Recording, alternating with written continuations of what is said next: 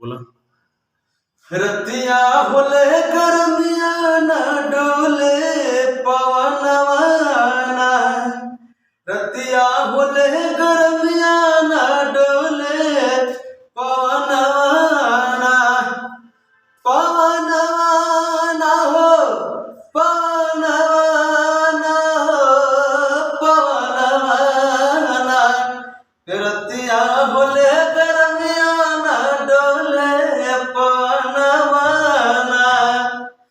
भैया डुमवा के बोलवावा एक ठेबनिया हो बनवावा, हो भैया डुमवा के बोलवावा एक ठेबनिया बनवावा।